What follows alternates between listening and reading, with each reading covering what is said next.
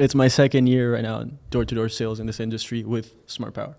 My name's Cameron. This is my third year in door-to-door sales, but going on my second year in with Smart Power. My name's Taylor, and this is my first year.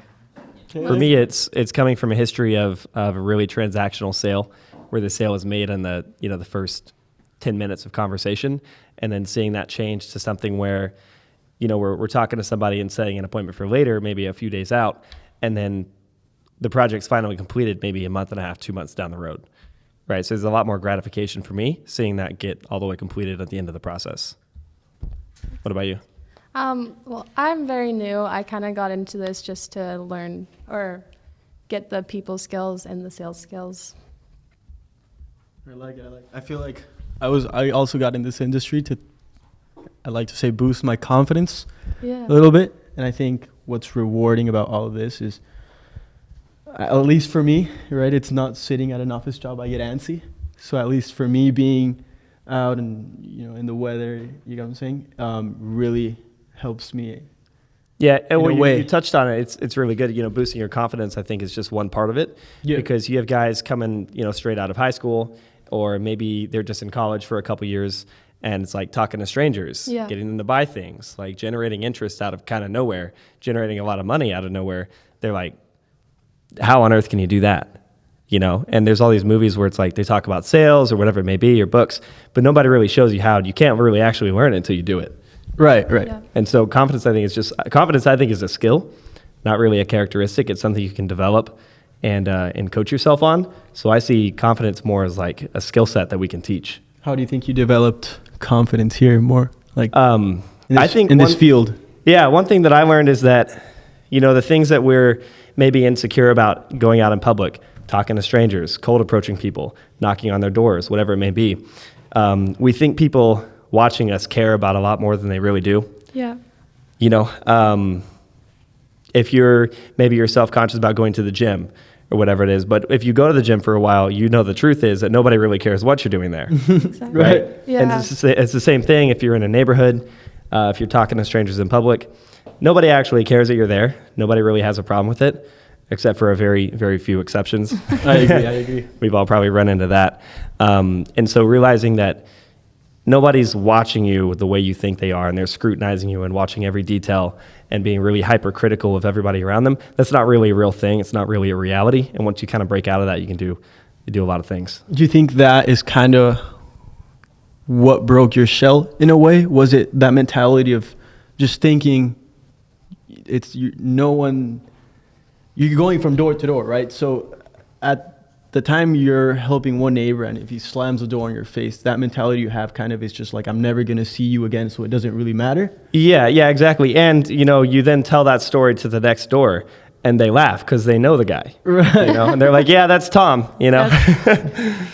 So, what about you? How have you seen that improve yourself I so think far? that is one way which I think that helped me kind of like boost my confidence a little bit, which was just like, no matter what this guy thinks of me, or he thinks I'm good looking or ugly, right? Mm-hmm. At the end of the day, is if I make the sale good or not, is who cares what they think, right? You're only going to be there for 5 minutes, and you're never probably going to see them ever again. Exactly. I think that's what kind of helped me.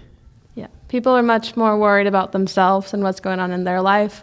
5 minutes after you're gone, they're not even thinking about you. I agree. Yeah, and that's not just with us. That's with everybody they meet throughout the day. Exactly. Right, and so then we're saying like, hey, well, we're going to be more important than that. And they're either open-minded towards that or they're not, which I think is cool, because we're looking how do we make ourselves make a lasting impression on people, as opposed to just being another person they run into and have to deal with. Yeah. And for you, what is a way which you make that like impression stand out, at least like for you? Sure. Yeah. So I think everything is transfer of energy. Yeah. So if you're having a bad day, or you're kind of down, you had a bad day at work, maybe you're sick, whatever it may be, no matter what the situation behind the door is, I'm always going to come there with positivity. Totally. And so, if I can change your mood, then most people don't do that, right? So that's automatically going to stand out, because most of the time they're just dealing with people. and pushing people away, whatever it may be. And then if you're the one person that can actually turn their day around, they're going to remember you. Yeah.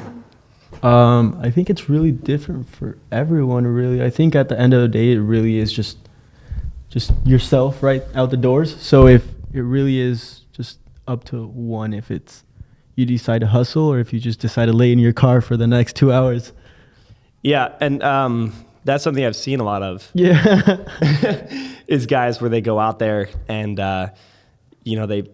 they feel like they worked, but really, maybe they just sat in their car for an hour. Yeah. And then they had 3 conversations, and they took a break, right? And then when they came back out, they had a few more conversations, not very confidently, and then it's getting dark, so they go home, you know? And they're like, why isn't it working? It's like, well, you're not working. That's why it's not working, right? I agree, yeah. For me, coming from like a very transactional sale where, the sale happens right then and there, I know if they want it or not that day, right? Because they're either going to buy it or not. With this, of course, you deal with people, and this is the biggest challenge for me coming into this industry, is that you're dealing with people who maybe they're just saying they'll sit down to hear more about it because they want to get rid of you. And so then the question is like, how do you weed out people who are actually interested or just placating you? Yeah. because we don't want to waste their time, but more importantly, I think we don't want to waste our own time. So building on that, are you usually more kind of like direct, kind of like are you just there kind of projecting? Are you trying to make them laugh, or are you there strictly just for business? A little bit of both. Okay. Right. So if you're just joking around and that's all you do, you're not going to be very effective. Okay. I agree. Because that guy that's coming to your door and is just joking around. Maybe they're cool to hang out with. Yeah. But we all have that friend who's always way over the top. We probably wouldn't do any kind of business with them. I agree. That makes sense. I get where you're coming from. Yeah, I agree. But then again, we also have that one friend where they're just very monotone. They're pretty, maybe we can say boring, right? They're not necessarily the life of the party. And you might do business with them, but you might as well do business with somebody else who's actually funded to do that with. But you're cracking jokes at the door and everything, right? Yeah, it's got to be a healthy mix. Yeah. Okay, healthy mix, kind of like business. You don't want to be a joke. stone cold killer, but you don't want to be a clown either. You usually keep it's maybe like business, joke, business. Yeah. Or do you have like a structure, or you pretty much just... So, I think it's business until the jokes are needed. Okay. Right? So if maybe they're getting a little closed off, maybe they're getting a little sketched out, right? Whatever it may be. Yeah. How do we kind of re-break the ice? Because you can break the ice when you first knock the door, right? With something witty, whatever it may be. And then that ice kind of refreezes. Right? So we got to keep breaking it open so that they'll continue the conversation and ultimately get to the next step. So kind of make it interesting in a way. Yeah, keep them engaged, keep them wanting to talk to you, but not too much. Yeah. And they still actually take you really seriously. And you're the expert. You know what you're talking about. Right? Right.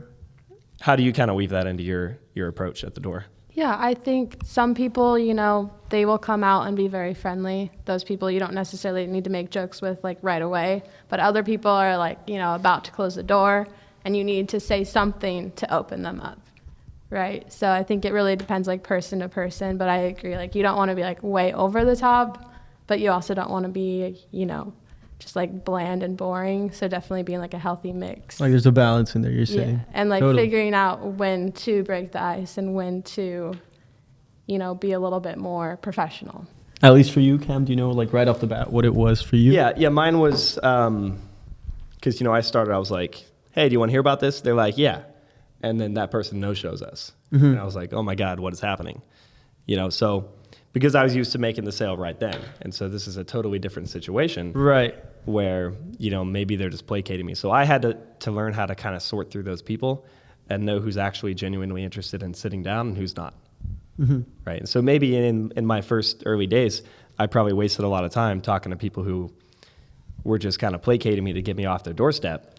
And they had no intention from the start of sitting down and talking about silver. Okay. I see where you're coming from. Yeah. What was yours? For me, the biggest struggle, I think it was... I think being judged in a way, maybe like, oh, this guy probably doesn't like me, or it's not that the product is bad. It's just he just is kicking me away because he doesn't like something about me, right? And I just came, I think I was building on that for a while, and taking the rejection personally. Yeah, taking the rejection personally. I think it's more of the reflection of how their day is going. At least for me, that's how I portray it. If I come out screaming, yelling at someone at the door, it's probably because I'm not having the best of moods. You definitely didn't just win the lottery. Yeah, right. And at least for me, I think it was kind of that, just getting into that mentality that really every single person you go to at the doors, it's probably the first and last time you will probably ever see them. So just resilience. I mean, that shows you how not resilient a lot of people are, because, you know, maybe the only thing that happened to them that was bad was they popped their tire. And okay, it's not really that big of a deal. Yeah, but now they're screaming at some kid in their doorstep for no reason. You know. That's true. And so, whereas we're getting doors slammed on our face, and cops all called. the time. Cops called. You ever got the cops called on you? Or right, no? Getting chased by a dog. Yeah. I think I got a cop called on me last week. Okay. You know. And so if we let that ruin our day, well, we don't make any money. Right, I agree. I think my struggle that I'm still working on overcoming is just being myself, being authentic. I get into like a very like kill mode versus like just being who I am and not worrying about what they think, because it's like I don't care. But at the same time, sometimes I just get into like kill mode instead of, you know, being myself and being fun and being funny and being energetic. Sometimes I'll go like monotone. And that's not like me, so still working on just that. Super heavily scripted. Yeah.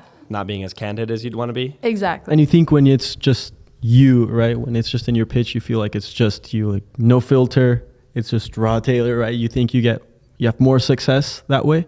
Yeah, like some days, like if I'm in the right mindset, I'm just like hanging out with people and talking to them, you know, still being professional and serious, but not being too more mellow. Serious. Yeah, I'm just helping people save money. You know? I think I'm the same way. Bringing something to the table, but being fun to talk about what that is. Yeah, you got to be entertaining, of course. If not, I mean, I'd shut the door on myself. Exactly. If I wasn't either. Yeah, like a big thing for me is like affirmations and like positive thinking. So I'll literally say to myself like over and over again in my head, I'll be like, everyone wants to talk to me about solar. Of like course. They haven't had me come to their door yet. Yeah, I actually got a sale like that. So this one person, I remembered it was the last store of the night. It was probably getting close to like 8 o'clock at night. It was pitch dark. And I remember it was the last store, and I knock on their door, and I was like, you know what, whatever, it's dark. My last door, put on a smile.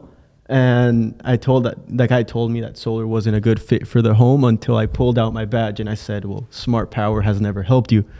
And he looked at me and he said no.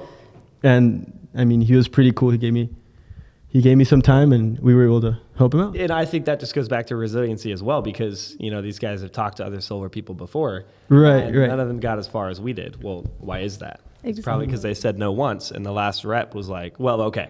And that was it. And they moved on. So you're saying kind of like perseverance. Yeah, and if you can be more resilient to some initial objections and push past those, and get them past the point of hesitancy, even though maybe deep down they really are interested, then obviously we're going to find success. I like it. I agree. Sales is easy, and then variations of that, the same that you use. People want to talk to me. I'm the best salesman in the world. I think right to succeed at the moment, maybe I'm not feeling that way. I like it. Yeah, I think to succeed in that industry, Taylor's hit the nail right in the head, which is that mentality of I'm the best, right? At least for me, that's the way I see it. But it's also just for everyone to win, right? Not just you. I think that's like really important, because this is my 3rd week doing this, but I still tell myself, I'm like, everyone wants to talk to me about solar, that's even good. Though I barely know what I'm doing, you know? That's still like my mindset is like. And I think it's hard for some people sometimes to believe in positive affirmations. They're like, well, that doesn't do anything, right? But the same people, if you told them about negative affirmations, like, well, what do you think would happen if you went out and you're like, I'm the worst, nobody wants to talk to me, solar is terrible, sales is hard. Do you think that you would create that reality for yourself then? And most of the time they're like, well, yeah, probably. Probably. You're going to be attracting that same energy you were talking about. So they'll believe in the negative, but it's hard for them to see the positive. But really, it's the same thing. Yeah. And I think they're both equally as effective in altering what can be possible. Exactly. The question is, why should people not go solar? So for you, what? Give me one reason. I think it's fear. It's right? fair? It's fear. Oh, fear. Okay. I mean, the number one reason why people don't go solar, in my experience, is because they have a fear of the unknown, right? And then also, most importantly, kind of piggybacking off that, is that people aren't actually interested really in making the right decision. They're more concerned with not making the wrong decision and protecting what they already have. And so if we can just remove fear, we don't have to push solar on anyone, right? If we can just remove fear and the unknown from the equation, well, then it becomes, it's stupid not to do it. As a homeowner, where do you think that fear comes from? Well, just the simple like what's going to happen to my roof? Is it really going to work? Big, okay. Right? Yeah. Can my HOA prevent this? Right. And I think in the early days of solar, I wasn't dealing with solar at that time, right? But maybe 10, 15 years ago, those problems were a lot more serious. Mm-hmm. And I think for the industry to accelerate, all those kinks had to be slowly worked out. Now we're kind of at that point. And so there really isn't a reason not to do it. Yeah. I agree. You're taking a consumable where you have to buy more every single month, and then it's gone, just like food or gas, right? Those are all consumables, and you're just buying an asset instead that's going to do the same thing and cost less. Mm-hmm. Why wouldn't you do it? I agree. So you're saying kind of like we are in Arizona right now. So are you kind of getting through that people that aren't solar are in a lifetime contract with APS that don't have solar? Yeah, they're 100% in a lifetime contract. And it's just a contract that slips more and more out of your favor every single year. Right. I mean, we've all seen it's been increasing, as also homeowners tell us, around like 4 to 6% every year. Yeah. Which is nuts, right? Well, and it's like, why are we used to that? Because prior to now, you didn't really have a choice. Mm-hmm. That's all you could do. So if you had bought a house and instead of saying, okay, here's the utility company, call this number, it was like, well, or do you want to do this instead? I think that most people, when they actually look at the facts on paper, they would choose solar instead.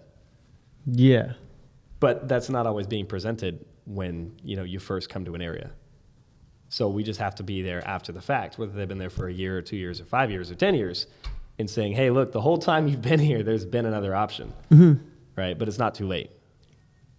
So for you, when, let's say just for the sake of an example, you're a new homeowner, right, here in Arizona. Yeah. When do you think would be the best time for you that you would put solar in your home? Yesterday. Okay, I like that answer. Yeah, I like it.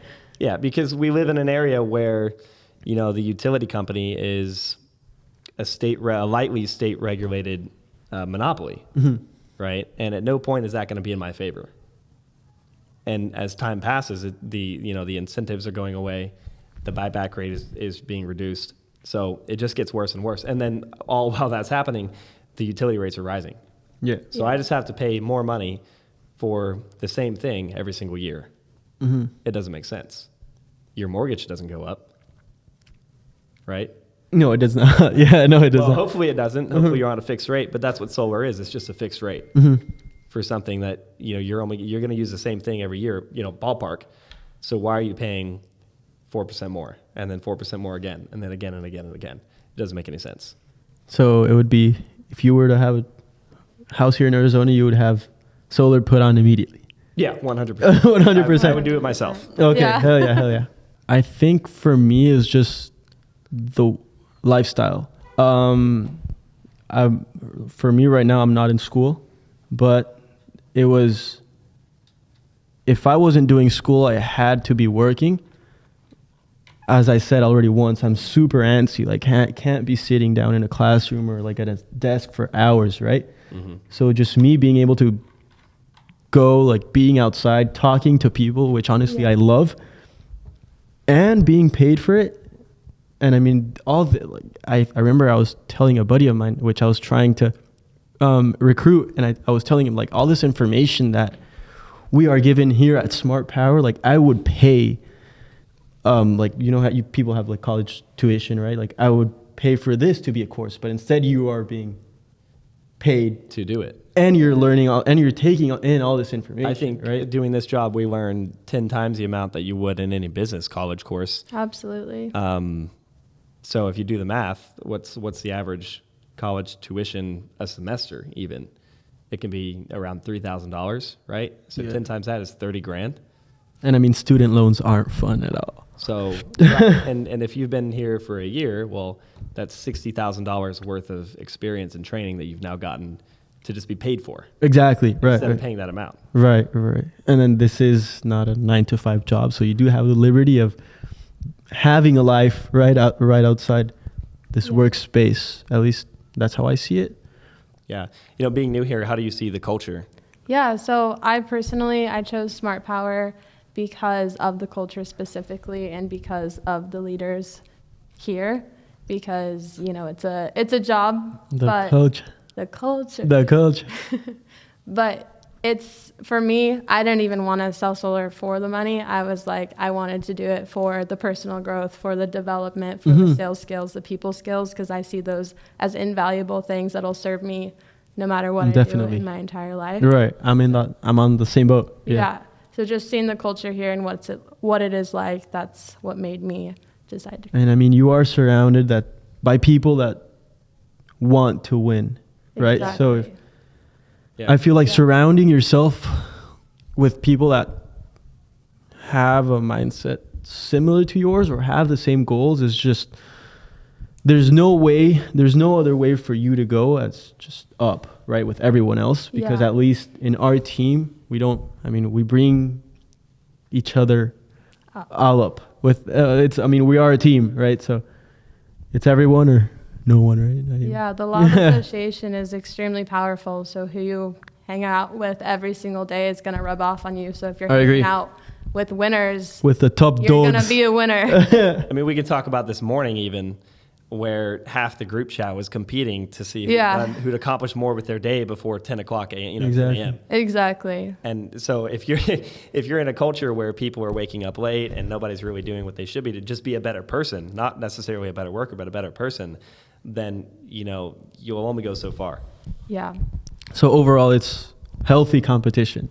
Healthy competition. Healthy competition. It just builds character and makes money. Yeah, we all want each other to win. And totally. I mean, I'll even speak from my own personal experience. Yeah. I came here right off of a military deployment. And so I had some time to figure out what I wanted to do, which company I wanted to be with, which industry even I wanted to be in, right? And, Smart Power was one of the companies that stood out because out of everybody I talked to, the amount of pure conviction and willpower and belief in me that I was having, conversations just over the phone with Max and Rob from, around the world. Nobody believed in me harder than those two. It was crazy. You could sense it through the phone. And being here, it's just on a whole nother level on top of that too. Right? Yeah. That's something that haven't really found anywhere else. I like it. Yeah. So you're saying kind of the support that is given here on Smart Power is just, it's just through the roof. It's through the roof. I agree. You couldn't script it. I like it. Because it's genuine. Yeah. Right. I'm with you. At every level of the organization too. I met Max at an entrepreneur event and he said solar and I was like, sign me up. Which entrepreneurial event? Arizona Entrepreneurs. Yeah. Was it hosted by? One of my friends started it about a year and a half ago. Oh yeah. Yeah, and it's a really cool place. Yeah. Big event. Yeah. Nice. What about you? How did you hear about Smart Power? I mean, it really was through I've been buddies with Fernie. Fernie's one of the GMs here at Smart Power. I've been knowing Fernie for way back. And I feel like he was the one that kind of, him and his brother brought me under their wing, right? And taught me the ropes a little bit. And I think I'm getting the hang of it as we go. And yeah, I feel like Fernie's been great. Crazy supports from everyone. Okay. Well, I'm surprisingly probably the unique situation that most people don't find us this way, but like I said, I was overseas, and so I had a lot of time to look around. And it was just through Indeed. I was looking for different companies through Indeed. Yeah. And Smart Power, I submitted my application out of, a dozen other solar companies. And Rob, he's the owner, he actually reached out. He said, hey, give me a call. Here's my number. And so that was our first conversation. And it kind of goes back to my answer to the last Which question. is rare. Which is rare for the president. Yeah, how often does that happen? Exactly. Right. And it's not because of me or like, oh, my resume was so great, but that's just the level of conviction that's emanating from this company, is that, the owner is willing to just talk to some random guy. Right. For whatever reason. Right. So that's how I found it. And then it was just a series of conversations after that, and just keeping in touch until I got back. And then it took a while to feel real. Yeah. Definitely. But now we're here, a year on. So Yeah. Loving it. loving it. Loving it. It's hard because It's hard. I know I should, but I don't really want to. Yeah. I go to sleep at night still thinking about like, okay, did I follow up with this guy? Did I not? Like, okay, this appointment, it wasn't run quite how I liked it. What could I do a little bit better? It's the obsession. It's an obsession. Yeah, it's the obsession. I feel like. Yeah. It's hard to forget Yeah. about things I have to do for work because like I can't stop thinking about it anyway. Yeah. For me, I'd say it doesn't feel like I need to, which is probably a bad answer. But like every day, I don't feel like I'm at a job, like on the doors. How you do one thing is how you do everything. So when you're knocking doors, if you're working hard, you're working on yourself and you're developing yourself. And that is life, right? Right. I feel like making the best out of it is just, for me, is just having fun, honestly. Like, not taking it too seriously, just accepting the fact that some people, are not as nice as others, right? So Yeah. rejection will come, and I feel like just as long as you accept that that's part of this job and not take it personally, I think. Yeah. And I think it's important too, not to necessarily focus on like, okay, how do I separate personal from work and then create this kind of barrier, but just to make sure that you're actually putting effort towards doing, fun things for yourself that aren't work related. Yeah. And however that mixes into the rest of the equation is fine. More than I would have thought. Surprisingly, I feel being in this team now over a year has, I feel like it has, not just me wanting to expand my circle or just grow the team also even more. Yeah. Has, I think, it's had a big impact on me. That's awesome. This is technically my first week here full time, so I wouldn't say I've grown a lot. And you've yet. been crushing it. Just heads up. I mean, Taylor's been killing it. But that was a big reason that I did choose to go with this company is Max, wants to help me grow as a leader. And that's one of my biggest goals for the next year is to grow my leadership. So that's a big part of why I'm here and a big goal of mine. And just knowing someone that has your back is just Yeah. A1. Yeah. I don't think leadership here is something it doesn't feel forced or artificial. It's something that just kind of happens because no matter who you are, right? If you're performing, of course, people are going to ask you how you're doing that, right? So it's just going to come to you. People are going to come to you for coaching. You're going to answer a lot of people's questions, help them figure things out. And that's just going to kind of fall in your lap as long as you're taking care of yourself, Yeah. right? If you're not taking care of yourself, then that's not going to happen, obviously, right? And then even our leadership is asking us, hey, how do we be better leaders? Yeah. Right. So our leadership is asking us to be their leadership on being better leaders. So it's this crazy like spider web of leadership and everybody developing each other that happens really naturally. I think that's really cool. Which is great. It is really cool. Yeah. Just going back to the fact that just everyone wants to win. Yeah. It's just impossible for you not to, I guess. Yeah. Just surrounding yourself in that environment is just crucial. No? You can feel the conviction and determination like just walking through the room. Exactly, which Yeah. plays into the culture, and it also allows for new people to come in. It's not like, oh, you have to work your way up. It's just come in and be a badass, and you can, Exactly. it Yeah. is what you make of it. Yeah, I Yeah. Whether you're a year agree. or 1 week, like Taylor, if you're killing it and you're taking care of yourself, then you're going to have the opportunity to influence other people. Yeah, You think it's exactly. wanting it bad enough Well, yeah, you gotta want it. You gotta want it. You have to work.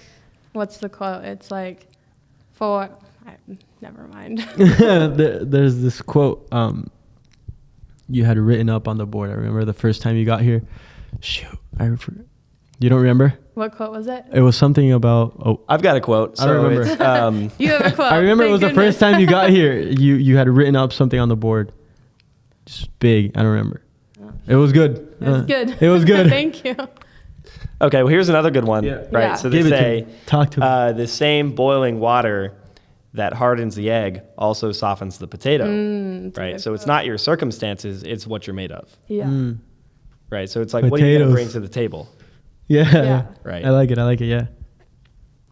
The quote I was thinking of is, whatever it takes for as long as it takes. Like, you just have to keep putting in the work. Mixed emotions, really, I think. At least for my family is, at least for me, I'm the first one to not go to college, right? Out of my family. And it wasn't looked up, right, upon, but it wasn't the best route for me, at least in their eyes, to go. But I don't care, bro, because I'm crushing this shit. So, because it's just, I feel like for me, it's just what I want to do is this. And as long as it makes me happy, I'm in. Yeah. Well, especially if you get paid more now without a degree, right, than what a lot of college graduates are making too. Exactly. Right. What about yours? I think my friends and family are a little bit confused still about what exactly I do. Also, I think a lot of them are like slightly fearful because they're like, oh, you're alone in these random neighborhoods. Like, my dad has my location and he'll be like, oh, same here. I have my Life 360 or something like that. Yeah. And he has like, he'll like be like, oh, I don't know, it's funny. But so I think a little bit of that, but ultimately I don't care what they think. So yeah, I feel like I'm going to get scooped up next week. I don't have any of those going right now. But a few years ago when I started doing door to door, my whole family was like, you're crazy. What are you doing? Yeah. That's something people did in the 50s, you know? Yeah. And, every now and then you get these pest control guys or the cable guys and now a lot, the solar guys, right?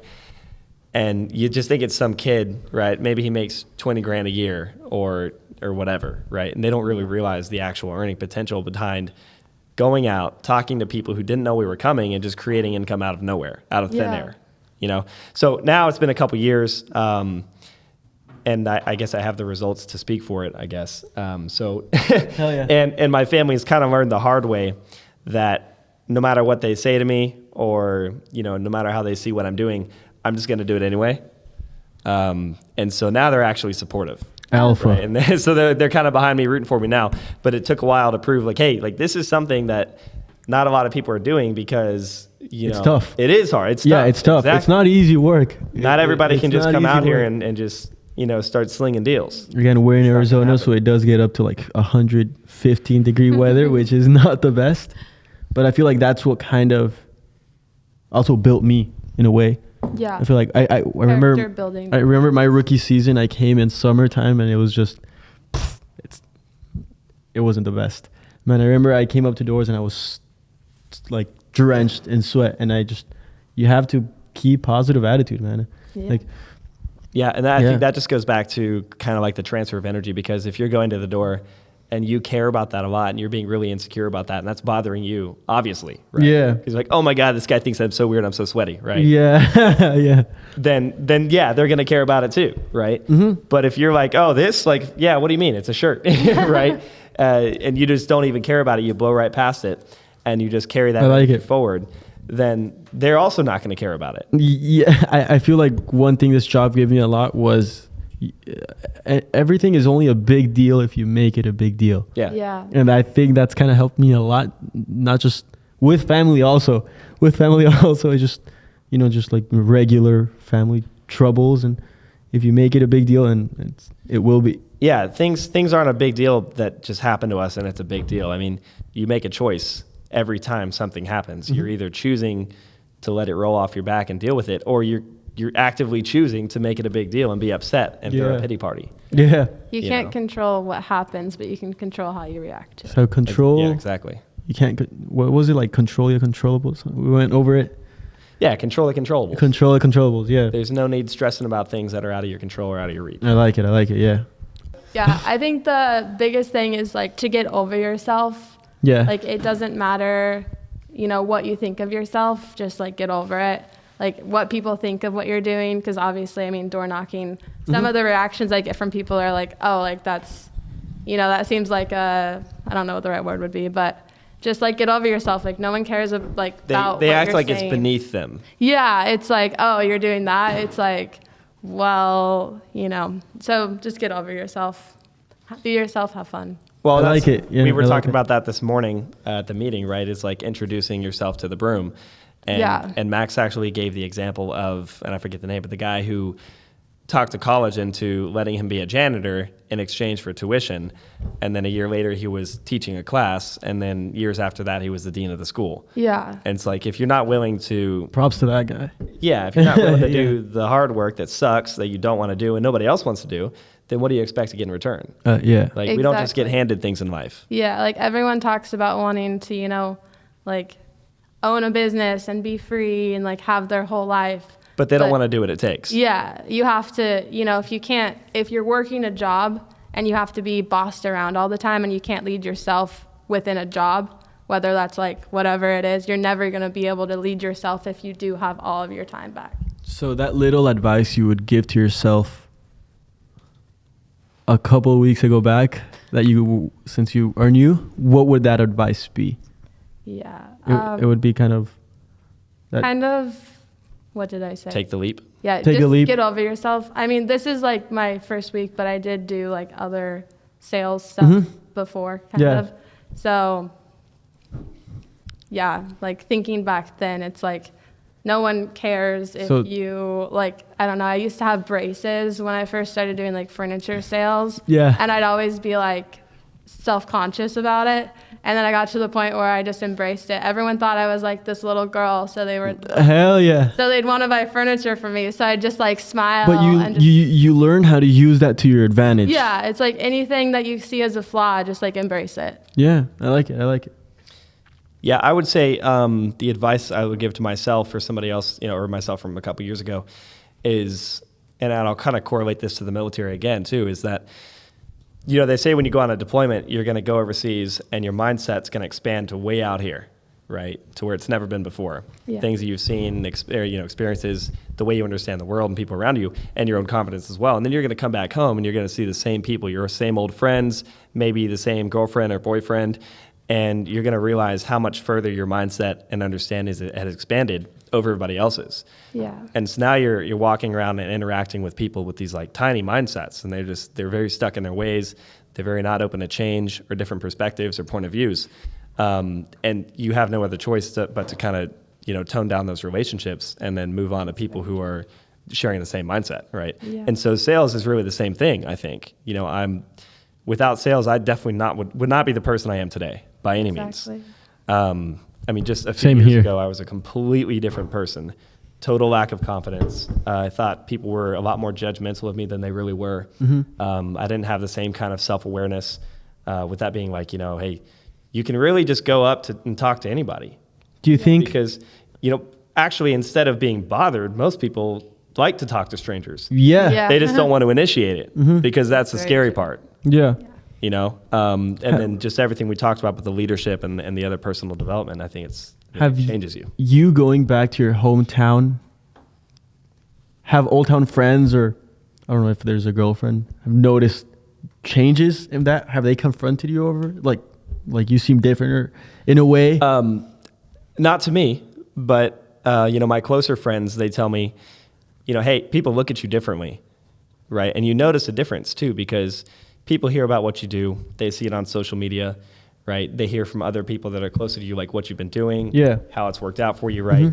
And, they talk, right? Because most people aren't doing that. And so what you start to notice is that people, when you walk into a room, people look at you, right? When you start talking, people stop talking and then they listen. And so a lot of people that do this job, and they come out the other end very successful, they notice a difference in just the way they interact with their parents or their hometown friends. Yeah, in a completely different way.